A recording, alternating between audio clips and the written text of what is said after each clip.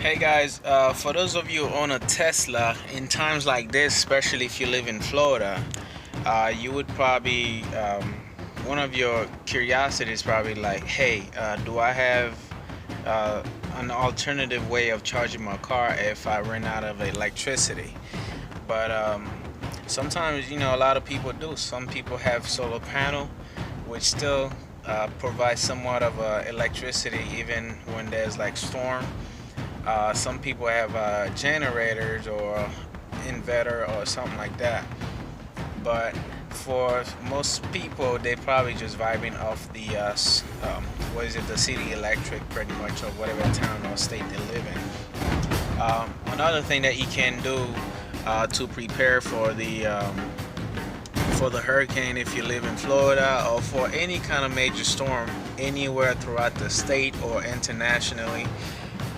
One thing you should consider is charging your car all the way. Because if you charge your car all the way, most of the time, if there's a major storm, most likely you're not going to be going anywhere for the time being. And if you do go somewhere, it's probably going to be very short. So that's one thing you should probably think about. So if you charge your car all the way, at least, for example, I have a Model S 60 over here. So charging it all the way will give me at least 224 miles.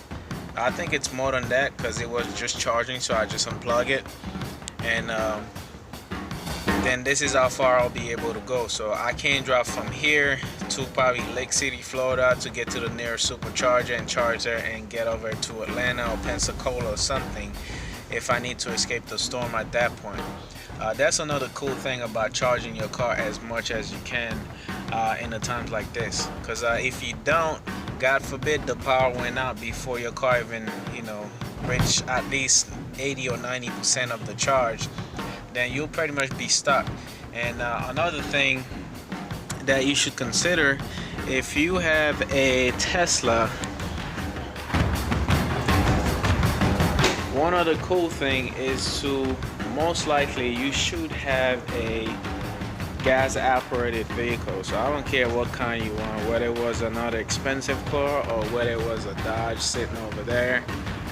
You need to have an alternative way of driving yourself around, especially in times like this, because if things hit the fan, your car is out of charge, so you at least have another gas powered vehicle, so that way you can get around and do what you gotta do if you have to drive far away. So this is another cool thing about owning a gas vehicle versus electric vehicle, because since it's new to the market, there are not that many alternative of making sure that you have access to charger all around or all over the place, and chargers even if there's like major storms, things like that.